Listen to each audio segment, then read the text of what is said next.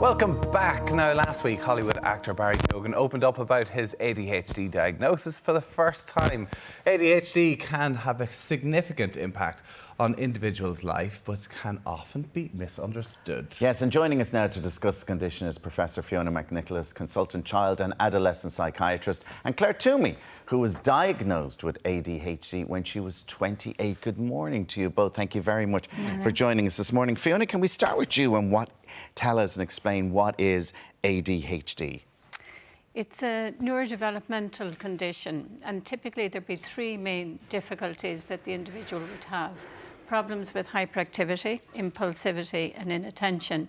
And increasingly now we're aware that emotional dysregulation is quite part of the picture.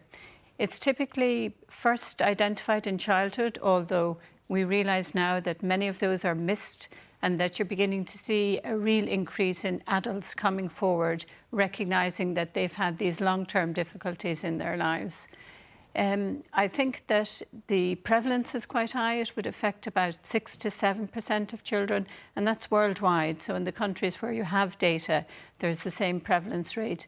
And about 4% of adults are considered now to have ADHD. Is it a new thing? Because I kind of think that when I see some of the symptoms of it, I mean, even just with Claire, I know people are talking about applying yourself more, try harder, looking outside the school, very talkative. Things that I know are always on my report card as well. So, I mean, are these things that, like, is it something that you should get checked out for, or is it?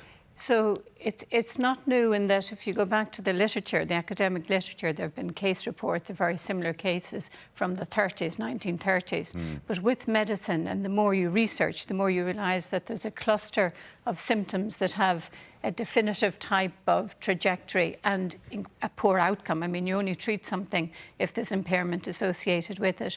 The other thing to say, Tommy, is it's on a spectrum. So we're all different degrees of hyperactivity, and you can have benefits that come with that, but you can also have adverse events. So of course somebody might be hyperactive, and by the time they get out of school they may lead a very fulfilling adult life because they choose a career that suits them.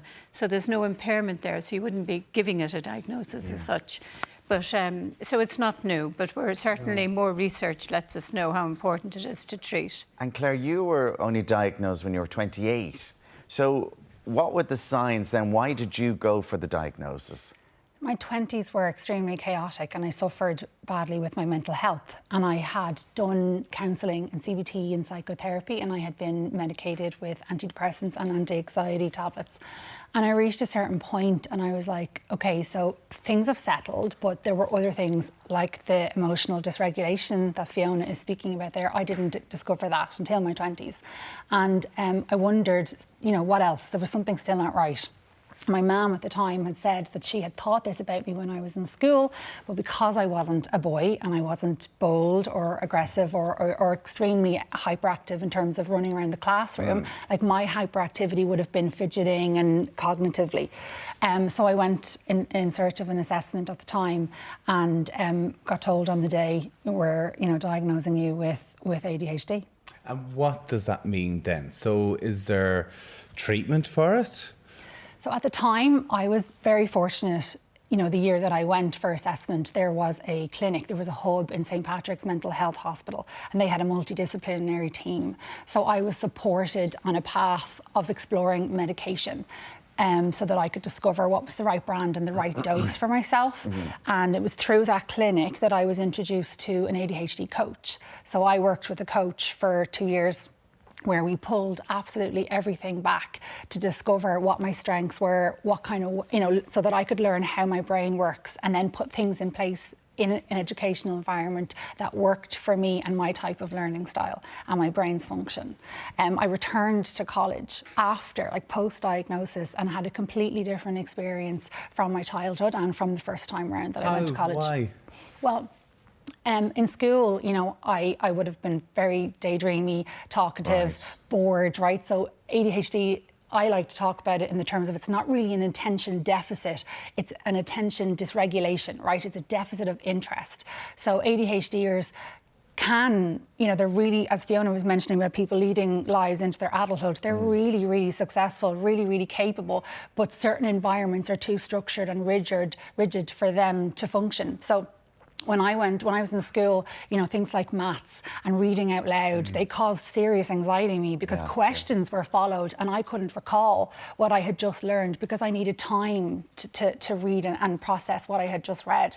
And when I went to college, it was completely overwhelming compared to, you know, second level education because there was no structure, no accountability. So what changed the second time then?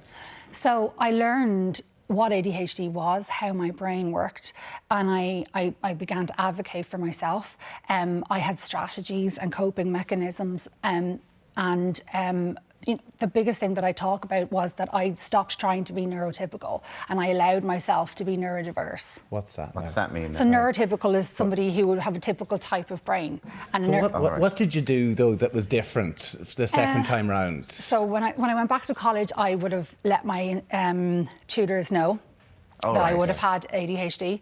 It may have taken me a longer time to get my assignments and things done like that. Okay. I had different supports. So like fidget toys, I have a fidget ring on my finger today.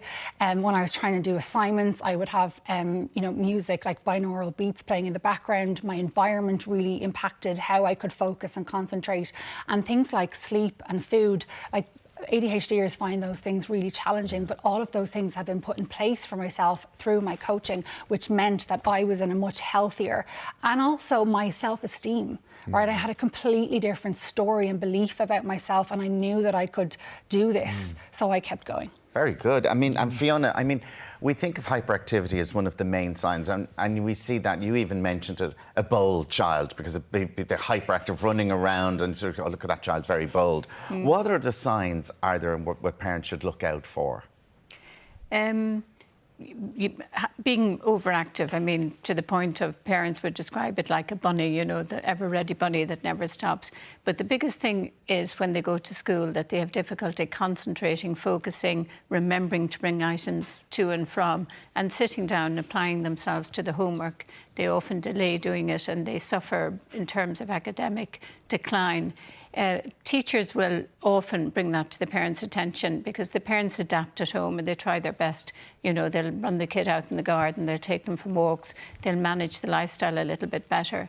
I think the difficulty is that as you get older, you start having, as Claire said, additional secondary effects from always being in trouble. So you get quite low in mood, you get quite anxious, and there are much higher rates of additional mental health difficulties. Is it important to get diagnosed then? If you don't get diagnosed, could there be a drop-off? Absolutely. I mean, the long-term studies would show that you have poor outcomes if you're not treated.